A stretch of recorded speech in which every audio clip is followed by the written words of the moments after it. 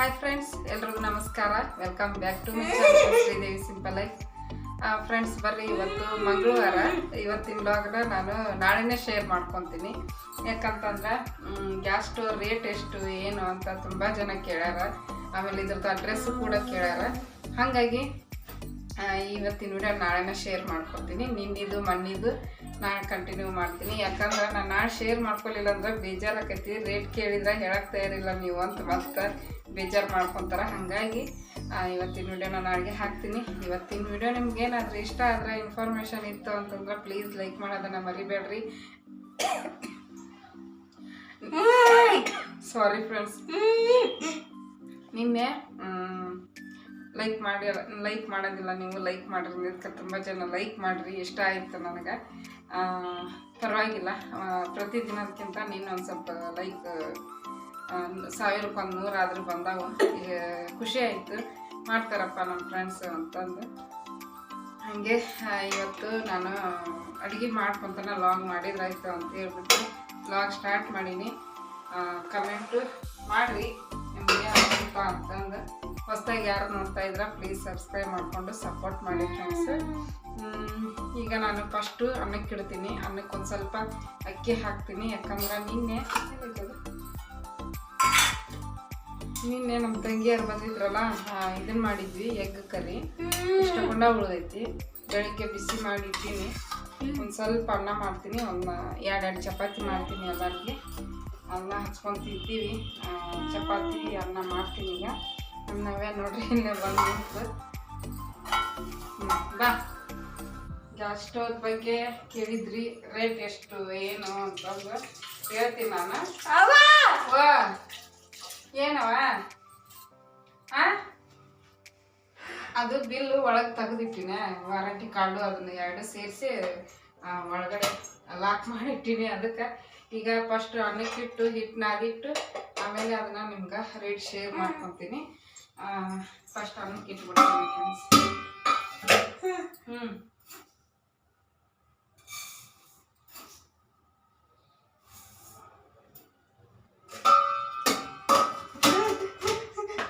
ಏನಮ್ಮ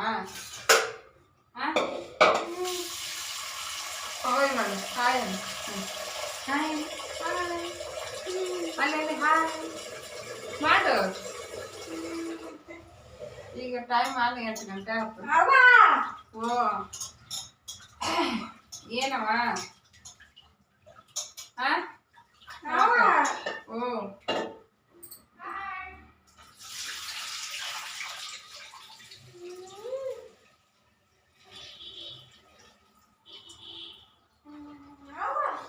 ಹೋದ್ ನೋಡು, ಅವ್ರ ತಂಗಿ ಹತ್ರ ಹೋದ್ ನೋಡು ಸೀದಾ. ಯಾಕೆ ಇದು ಬಿಟ್ಟು ಹೋದ ನಾನು ಅವ್ವ ಅಂತಂದು. ನಿನ್ನೆ ನಮ್ಮ ಸಬ್ಸ್ಕ್ರೈಬರ್ ನೀರು ಕಡಿಮೆ ಯೂಸ್ ಮಾಡಿರಿ ಅಂತಂದು ಕಮೆಂಟ್ ಹಾಕಿದ್ರು. ನಾವು ನೋಡ್ಕೊಂಡೆ ಯೂಸ್ ಮಾಡ್ತೀನಿ ನೀರು. ಯಾಕಂದ್ರೆ ನೀರಿನ ಬೆಲೆ ನಮಗೆ ಗೊತ್ತು. ನಮ್ಮ ಸೈಡು ಊರಾಗ ಇವಾಗ ನೀರಿನ ಭಾಳ ಪ್ರಾಬ್ಲಮ್ ಐತಿ. ಎಲ್ಲ ಕಡೆನೂ ಪ್ರಾಬ್ಲಮ್ ಐತಿ. ಈಗ ನೀರಿಂದು ಬೆಂಗಳೂರಾಗೂ ಪ್ರಾಬ್ಲಮ್ ಐತಿ. ಹಾಗಾಗಿ ನಾವು ನೀರು ನೋಡ್ಕೊಂಡೆ ಯೂಸ್ ಮಾಡ್ತೀವಿ. ನೀರಿನ ಬೆಲೆ ಅನುಭವಿಸ್ತವ್ರಿಗೆ ಗೊತ್ತದು. ನಾವು ಸಣ್ಣರಿದ್ದ ನೀರು ಎಷ್ಟು ತುಂಬಿ ಹರಿತಿತ್ತು ಟ್ಯಾಂಕ್. ಆವಾಗ ಎಷ್ಟು ನೀರು ವೇಸ್ಟ್ ಮಾಡ್ತಿದ್ರು ನಮ್ಮ ಊರಾಗ. ಅಂದ್ರೆ ಯಪ್ಪ ಹೇಳಕ್ಕಲ್ಲಿ ಅಷ್ಟು ನೀರು ವೇಸ್ಟ್ ಮಾಡ್ತಿದ್ರು. ನಳ ತುಂಬಿ ಹರಿತಿತ್ತು. ಅಲ್ಲಿವರೆಗೂ ಅದನ್ನ ಆಫ್ ಮಾಡ್ತಿದ್ದಿಲ್ಲ. ಅದ್ರಾಗ ಬಟ್ಟೆ ಹಿಂಡಿ ಹಾಕ್ತಿದ್ರು. ಏನು ಇದು ಟೈಮಿಂಗ್ ಈ ಥರ ಕೊಟ್ಟವ್ರಲ್ಲ, ನಾನು ಯಾವ ಥರ ಬರಬೇಕು? ಇದೇ ಥರ ಬರಬೇಕಾ? ನೀ ಬರೀತಿರ್ತೀಯಲ್ಲ, ಅವಾಗ ಎಷ್ಟು ಟೈಮ್ ಆಗಿರುತ್ತೆ ನೋಡಿ ಬರೀಬೇಕು. ಮತ್ತೆ ಇದನ್ನು ಸೇಮ್ ಎಷ್ಟು ಅನ್ನು ಸೇಮ್. Indian standard time. ಎಷ್ಟು ಅಂದರೆ ಇಂಡಿಯನ್ ಸ್ಟ್ಯಾಂಡರ್ಡ್ ಟೈಮ್. ಅದೇ ಹೇಳ್ತಾ ಇದ್ನಲ್ಲ ಫ್ರೆಂಡ್ಸ್, ನೀರು ಅಷ್ಟು ತುಂಬಿ ಹರಿಸ್ತಿದ್ರು. ಬಂದೆ ಅಷ್ಟು ನೀರು ಹರಿಸಿ ಈಗ ನೀರು ಇಲ್ದಂಗೆ ಆಗ್ಬಿಟ್ಟೈತಿ ಊರೊಳಗೆ. ಮೊನ್ನೆ ಹೋದ ವರ್ಷ ಹೋದಾಗ ಹೇಳ್ತಿದ್ರು, ನಾವು ಸಣ್ಣರಿದ್ದಾಗ ನೀರು ಎಷ್ಟು ತುಂಬಿ ಹರಿತಿದ್ರು, ಎಷ್ಟು ವೇಸ್ಟ್ ಮಾಡ್ತಿದ್ರು ನೋಡ್ರಿ. ಈಗ ನೀರು ಭಾಳ ಪ್ರಾಬ್ಲಮ್ ಬಂದೈತಿ ಅಂತಂದು ಹೇಳಿದೆ. ಹೌದವಾ, ಅವಾಗ ನೀರು ಚಲೋ ಅಂತ ಹೇಳ್ತಿದ್ರು ನಮ್ಮ ಪಕ್ಕದ ಮನೆಯವರು. ಏನವ ಓನು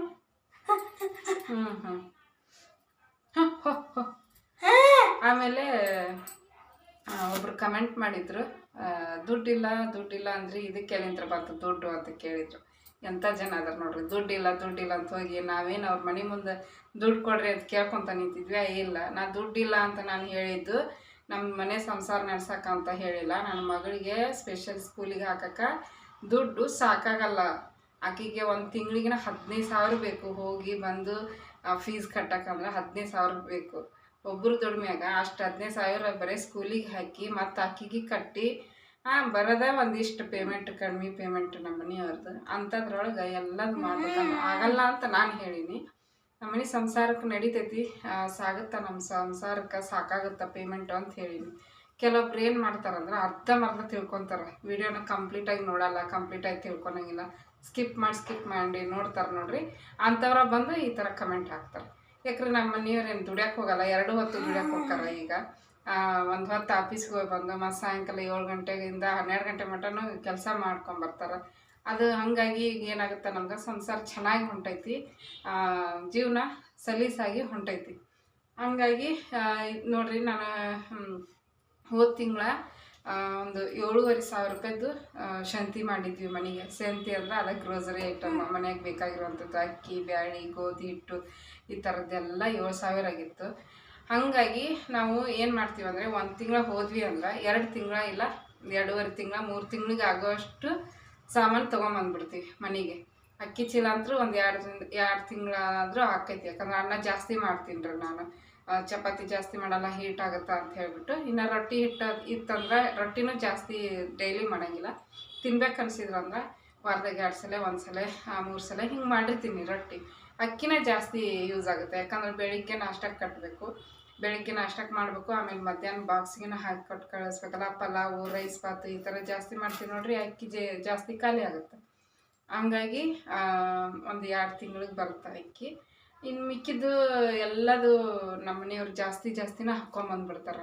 ನಾವೇನು ಕರ್ಕೊಂಡು ಸೈಡಿಗೆ ನಿಂತಿರ್ತೀನಿ, ಅಕ್ಕಿ, ಇದು ಸಕ್ರೆ, ಬ್ಯಾಳಿ ಮತ್ತು ಶೇಂಗಾ ಕಾಳು ಇಂಥವೆಲ್ಲ ಗ್ರೋಸರಿ ಐಟಮ್ ಇರ್ತಾವೆ ನೋಡ್ರಿ, ಜಾಸ್ತಿನ 2 kg 3 kg ಹಾಕ್ಕೊಂಬಂದ್ಬಿಡ್ತಾರೆ.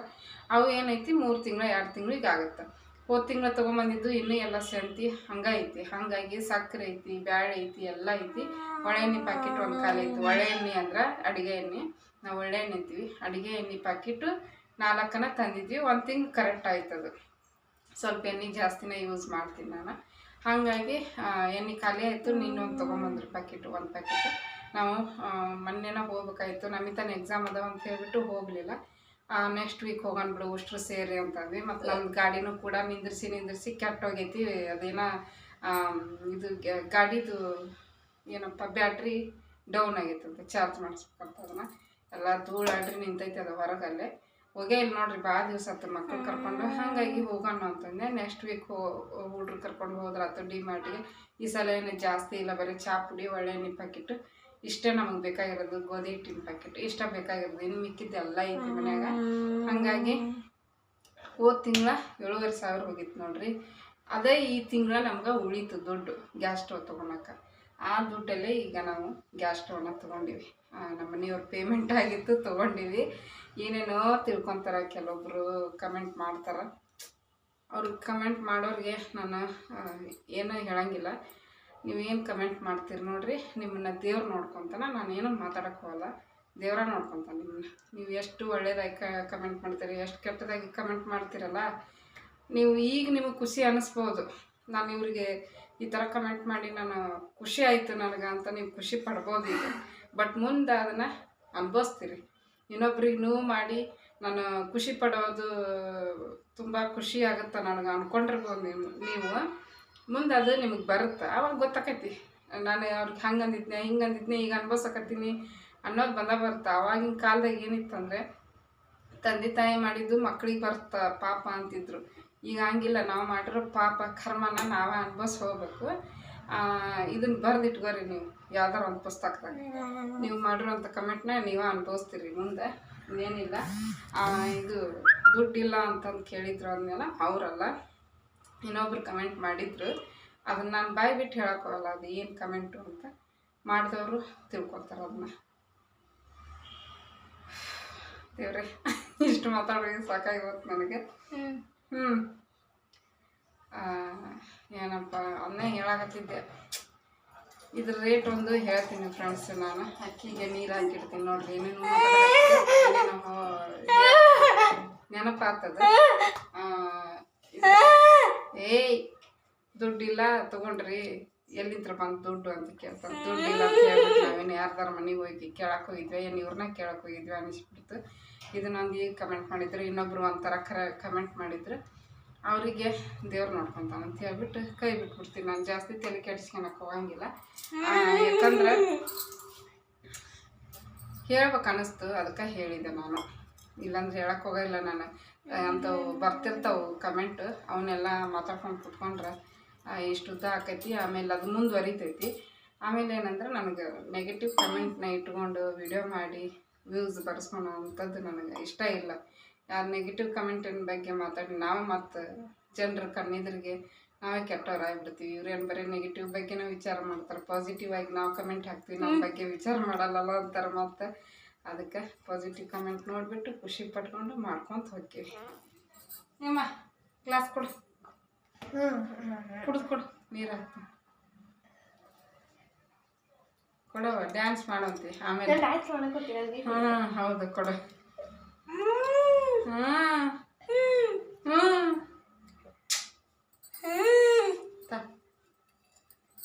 ಆಟ ಹಸ್ತಾವ. ಹೋಗು ಹೋಗು. ಹಾಯ್ ಮಾಡ್ರಿ ಇಬ್ರು. ಹಾಯ್ ಮಾಡ್ರಿ. ಈಗ ಕಾಣಿಸವಳು ನೋಡ್ದೆ ಆಕಿನ ಯಾಕೆ ಹಿಂಗ್ ಬೀಳ್ತಿದ್ವಲ್ಲ. ಅಲ್ಲಿ ಹಾಯ್ ಮಾಡಿ ಕಳ್ಸಿದ್ಯಾ? ಅಲ್ಲಿ ಹಾಯ್ ಹಾಯ್ ನೀನು ಕೂದ ನೋಡತ್ತಾಳಕಿ. ಆ ಕುಂದಕಾಯಿ ಹಿಂದೆ ಬಂದಿದ್ದ. ಹಾಯ್ ಏಯ್ ಕುಲ್ಲ ಏಯ್ ಬಿ ಕುಲ್ಲ ಯಾಕೆ ಬಿಟ್ಟಿದಿ? ಜಗ್ಗಿ ನಾ ಯಾವಾಗ ಜಗ್ಬೇಕು ಅಂತಾಳಿ ಈಗ ಆಕಿ. ಇವಾಗ ಹಿಂಗೆ ನೋಡ ತಗೊಂಡ ಕೊಟ್ಟು ಕುಂದ್ರ ಬೇರೆ ಜಗ್ಗಿ ಕುಂದಿರ್ತಾಳು. ಹಾಂ ನೋಡೋದು ಅದಕ್ಕೆ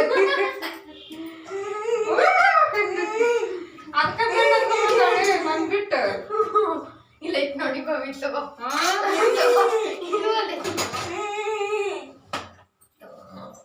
ಬರ್ಡೇ ಗಿಫ್ಟ್ ಜಗ್ನ ಜಗ್ ಇಡೋದು. ಯವ್ವ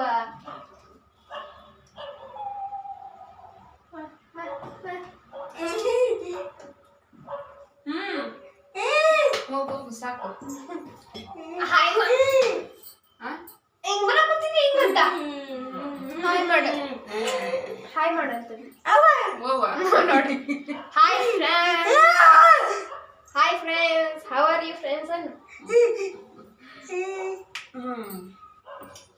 ಹಿಟ್ಟು ಮಾಡ್ತೀನಿ ನಾನು. ಹಿಟ್ಟು ಚಪಾತಿ ಸ್ವಲ್ಪ ಮಾಡ್ತೀನಿ. ಅದು ಇದೇ ಐತಲ್ಲ ಕರಿ, ಎಗ್ ಕರಿ. ನೋಡು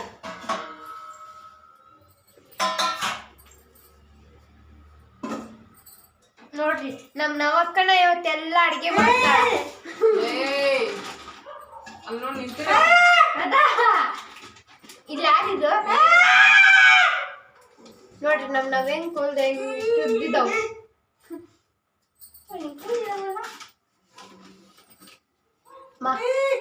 ನೋಡ್ರಿ ನವೇನ್ ಕೂಲ್ದ ನೋಡ ಬೇಗ ಬೇಗ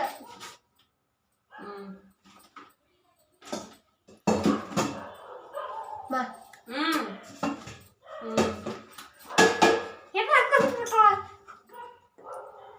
ಬಾಯ್ ನಡ್ರಿ ಹೊರಗೆ ನಡ್ರವ ಕರ್ಕೊಂಡು ಹೋಗ ಫ್ರೆಂಡ್ಸ್ ಕಿವ್ಯಾಗ ಫ್ರೆಂಡ್ಸ್ ಅಂದ್ಬಿಟ್ಲು. ಏನನ್ಬೇಕು ಇದು ಅನ್ಬೇಕಾಗಿತ್ತು ನಾನು. ಏನು ಅನ್ಬೇಕು ನೋಡಿ ನನಗೆ ನೆನೆಸ್ಕೊ.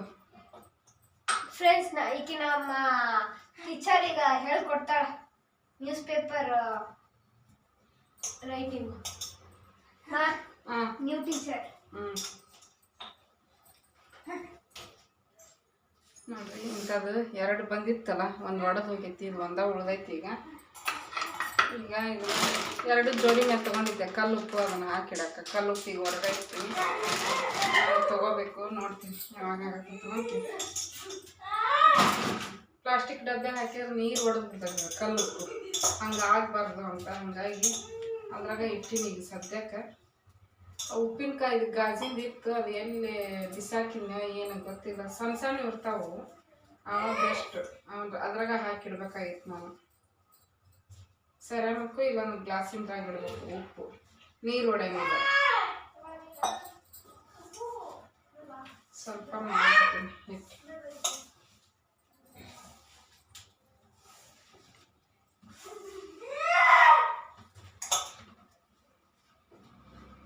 ಫ್ರೆಂಡ್ಸ್ ನೋಡ್ರಿ, ಹಿಟ್ಟು ನಾದಾಯ್ತು, ಮಿದ್ದಾಕತ್ತೀನಿ.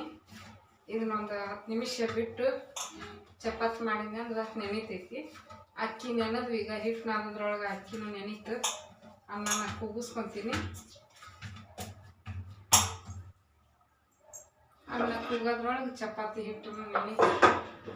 ನಾನು ನಿಮ್ಗೆ ಈಗ ಇದ್ರದ್ದು ರೇಟ್ ಎಷ್ಟಾಯಿತು, ಆನ್ಲೈನ್ಗಿಂತ ಆಫ್ಲೈನ್ಗೆ ಬೆಸ್ಟ್ ಏನು ಆನ್ಲೈನ್ ಬೆಸ್ಟ್ ಅಂತ ಶೇರ್ ಮಾಡ್ಕೊತೀನಿ.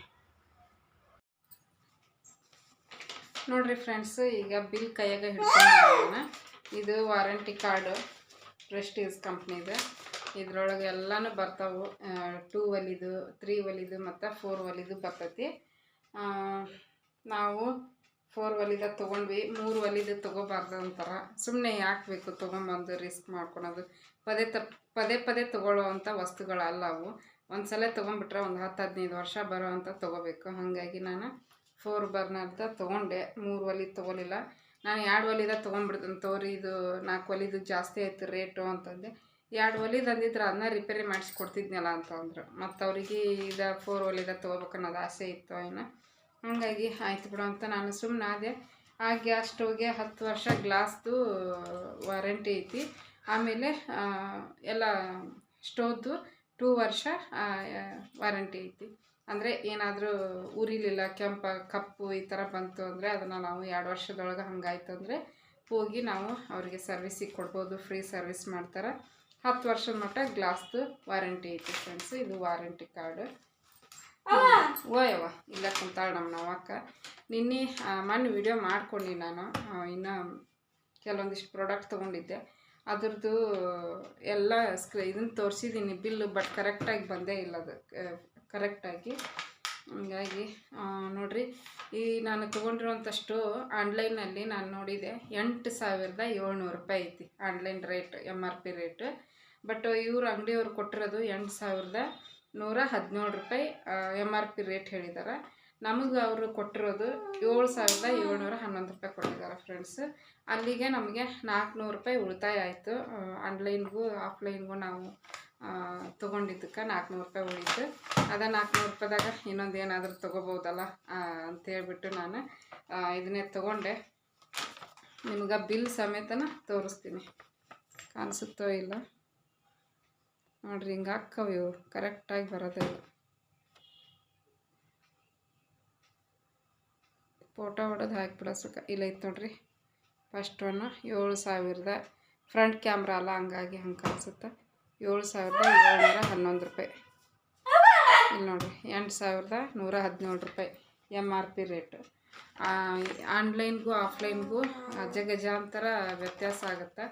ಆನ್ಲೈನ್ದು ಕೂಡ ನಾನು ಸ್ಕ್ರೀನ್ಶಾಟ್ ಹಾಕ್ತೀನಿ, ಅದನ್ನು ಕೂಡ ತೆಗೆದಿಟ್ಕೊಂಡಿನಿ. ಇವು ನಿನ್ನೆಲ್ಲ ಮೊನ್ನೆ ವಿಡಿಯೋ ಮಾಡ್ಕೊಂಡಿನೆಲ್ಲ ಕರೆಕ್ಟಾಗಿ ಬಂದೇ ಇಲ್ಲ ಬಿಲ್ ರೇಟ್. ನೋಡಿರಿ ಈಗ ಬರ್ತೈತೆ ನೋಡಿರಿ. ಇರು ಒಂದು ನಿಮಿಷ ಮಾಡಿ.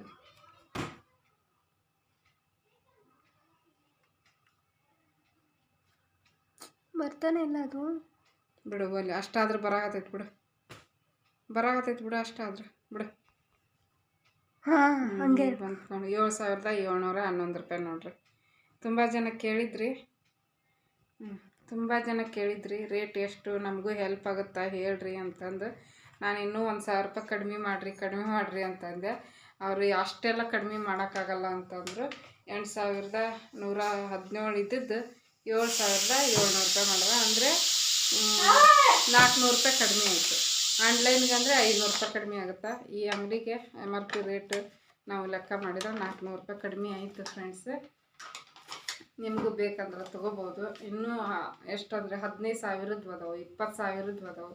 ನಾವು ಹೆಂಗೆ ದುಡ್ಡು ಕೊಡ್ತೀವಿ ಹಂಗೆ ಅದಾವೆ ಬಿಡ್ರಿ ಪ್ರಾಡಕ್ಟ್ ಎಲ್ಲ. ಒಬ್ಬರು ಯೂಟ್ಯೂಬರ್ ಮನೇಲಿ ನೋಡಿದ್ದೆ ನಾನು ಅದನ್ನು, ಇರ್ರಿ ಒಂದು ನಿಮಿಷ. ಒಬ್ಬರು ಯೂಟ್ಯೂಬರ್ ಮನೆಯಾಗ ನೋಡಿದ್ದೆ ಅಂದಮೇಲೆ ಗ್ಯಾಸ್ ಸ್ಟವ್ನ, ಅದು ಭಾಳ ಇಷ್ಟ ಆಗಿತ್ತು ನನಗೆ. ನೋಡ್ಬೇಕಂತ ಹೋದೆ, ಬಟ್ ನಮ್ಮ ಬಜೆಟ್ಗೆ ಮೀರಿದ್ದದು, ಹಾಗಾಗಿ ನಾನು ಅದನ್ನು ತೊಗೊಳಕ್ಕೆ ಹೋಗಲಿಲ್ಲ. ಅದು MRP ಬಂದನ 20,000, ಎಲ್ಲ 30% ಡಿಸ್ಕೌಂಟು. ಏನೇ ತೊಗೊಂಡ್ರು 30% ಡಿಸ್ಕೌಂಟ್ ಅಂದರು. ಮತ್ತು ಅದನ್ನು ಲೆಸ್ ಮಾಡಿನ 19,000 ಅಂದ್ರೆ ಕೈ ಮುಗಿದು ಸೈಡಿಗಿಟ್ಟು ಬಂದೆ ಅದನ್ನ. ಆಮೇಲೆ ಇನ್ನೂ ಒಂದು ಸ್ವಚ್ಛ ಅಂತ ಬಂದೈತೆ ನೋಡ್ರಿ ಹೊಸದಾಗಿ, ಪ್ರೆಸ್ಟೀಜ್ ಒಳಗೆ ಸ್ವಚ್ಛ ಅಂತ ಒಂದು ಗ್ಯಾಸ್ ಸ್ಟವ್ ಬಂದೈತಿ. ಅದು 15,000 MRP. ಆಮೇಲೆ 30% ಲೆಸ್ ಮಾಡಿದರೆ ಒಂದು 10,000-11,000 ಆಗುತ್ತೆ. ಅದಂದರೆ ಬೇಡ ಬಿಡ್ರಿ ಅಂದರೆ.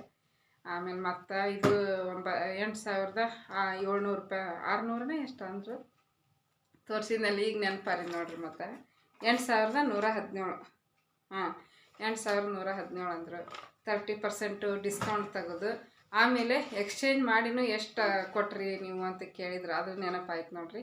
ಎಕ್ಸ್ಚೇಂಜ್ ಮಾಡಿದ್ದಕ್ಕೇನು ಇದಿಲ್ಲ, ನಾವು ಎಲೆಕ್ಟ್ರಿಕಲ್ ಐಟಮ್ ಮೇಲೆ ಈ ಥರ ಮನೆ ವಸ್ತುಗಳ ಮೇಲೆ ದುಡ್ಡು ಹಾಕೋದು ಫುಲ್ ವೇಸ್ಟ್ ಫ್ರೆಂಡ್ಸ್.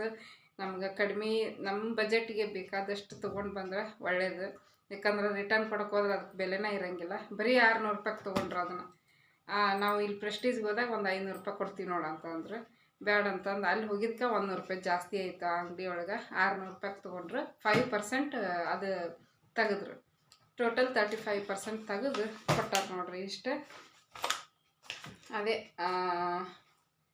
7,700 ರೂಪಾಯಿ ಆಗೈತಿ. ಅದು ಮ್ಯಾಗಿಂದ 700 ರೂಪಾಯಿ ತೆಗೆದು 7,711 ರೂಪಾಯಿ ಕೇಳಿದ್ರು ಕಮೆಂಟ್ ಮಾಡಿ. ಮತ್ತು ಡಿಸ್ಕೌಂಟ್ ಅದು ಲೆಸ್ ಮಾಡಿನೂ ಎಷ್ಟಾಯಿತು ಅಂತ ಕೇಳಿದ್ರು. ಹಂಗಾಗಿ ಹೇಳಿದೆ, ಪದೇ ಪದೇ ಹೇಳಿದ್ದು. ನಾನು ನಿಮ್ಗೆ ತಲೆ ನೋಯ್ತೈತೋ ಏನು ಬೇಜಾರಾಕೈತೆ ಗೊತ್ತಿಲ್ಲ. ನನಗೇನು ತಿಳ್ತೈತಿ, ಏನು ಹೇಳ್ಬೇಕು ಅನಿಸ್ತೈತೆ ಅದನ್ನ ಹೇಳ್ಬಿಡ್ತೀನಿ ಫ್ರೆಂಡ್ಸ್. ಇಷ್ಟೇ. ಎಲ್ಲ ನಿಮ್ಮ ಡೌಟ್ ಕ್ಲಿಯರ್ ಆಯಿತು ಅನಿಸುತ್ತಾ. ಆಮೇಲೆ ಇದ್ರದ್ದು ಅಡ್ರೆಸ್ ಕೇಳಿದ್ರು. ನಾನು ಅಡ್ರೆಸ್ ಎಲ್ಲಿ ಬರುತ್ತಪ್ಪ ಅಂತಂದರೆ DM chamber below to super register, ಇದಲ್ಲ ಬಿಡ್ರಿ, ಆಫೀಸ್ ಜವಾಹರ್ಲಾಲ್ ನೆಹರು ರೋಡ್ ಅಂತೆ, BEML layout, 3rd stage, RR Nagar. ಇದನ್ನು ನಾನು ಕಿಚನ್ PKW ಕಿಚನ್ ವೇರ್ ಅಂತಂದು ಐತಿ. ಅದು ಟೈಪ್ ಮಾಡಿ ಹಾಕಿರ್ತೀನಿ ನಾನು, ನಿಮ್ಗೆ ನೋಡ್ಕೊರಿ.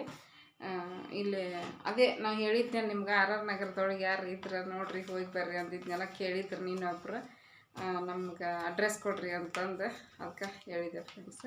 ಟೈಪ್ ಮಾಡಿರ್ತೀನಿ ಕೆಳಗಡೆ. ಇದೇನು ಪ್ರಮೋಷನ್ ಅಲ್ಲ, ನಾನು ನಮ್ಮ ಸಬ್ಸ್ಕ್ರೈಬರ್ಗೆ ಹೆಲ್ಪ್ ಆಗಲಿ ಅಂತ ಮಾಡಿದ್ದೀನಿ ಅಷ್ಟೇ. ನಮಗೆ ಯಾರು ಪ್ರಮೋಷನ್ ವೀಡಿಯೋ ಬರಬೇಕಾ, 1,000 ವ್ಯೂಸ್ ಬರೋರಿಗೆ ಪ್ರಮೋಷನು ಬರೋಲ್ಲ, ಏನೂ ಬರೋಂಗಿಲ್ಲ. ಪೇಮೆಂಟ್ ಅಂತೂ ಎಷ್ಟು ಬರುತ್ತೆ ಅಂತ ಹೇಳ್ತೀನಿ ನಾನು ನೆಕ್ಸ್ಟ್. ಇನ್ನೂ ಪೇಮೆಂಟ್ ಆಗಿಲ್ಲ, 6 ತಿಂಗಳಾಯಿತು. ಯಾಕಂದ್ರೆ ನಾನು ವಿಡಿಯೋನ ಹಾಕೋಂಗಿಲ್ಲ ಜಾಸ್ತಿ, ಬರೋದು ಕಡಿಮೆ ವ್ಯೂಸ್. ವಿಡಿಯೋನು ಕೂಡ ಹಾಕೋದು ಬಿಟ್ಟಿದ್ದೆ, ಹಾಗಾಗಿ ಅದನ್ನು ಕೂಡ ಒಂದು ವಿಡಿಯೋ ಮಾಡಿ ಹಾಕ್ತೀನಿ ನಿಮ್ಗೆ ಪೇಮೆಂಟಿಂದು. ಓಕೆ ಫ್ರೆಂಡ್ಸ್, ನಿಮಗೆಲ್ಲ ಈ ವಿಡಿಯೋ, ಈ ಮಾಹಿತಿ ಎಲ್ಲ ಉಪಯೋಗ ಆಯಿತು, ಇಷ್ಟ ಆಯಿತು ಅಂದ್ಕೊತೀನಿ. ಇಷ್ಟ ಆದರೆ ಲೈಕ್ ಮಾಡೋದನ್ನು ಮರಿಬೇಡಿ. ಲೈಕ್ ಮಾಡಿ, ಕಮೆಂಟ್ ಮಾಡಿ, ಶೇರ್ ಮಾಡಿ. ಹೊಸದಾಗಿ ನೋಡ್ತಾ ಇರೋರು ಸಬ್ಸ್ಕ್ರೈಬ್ ಮಾಡ್ಕೊಂಡು ಸಪೋರ್ಟ್ ಮಾಡಿ. Thanks for watching. ಎಲ್ರಿಗೂ ಧನ್ಯವಾದಗಳು. Bye friends.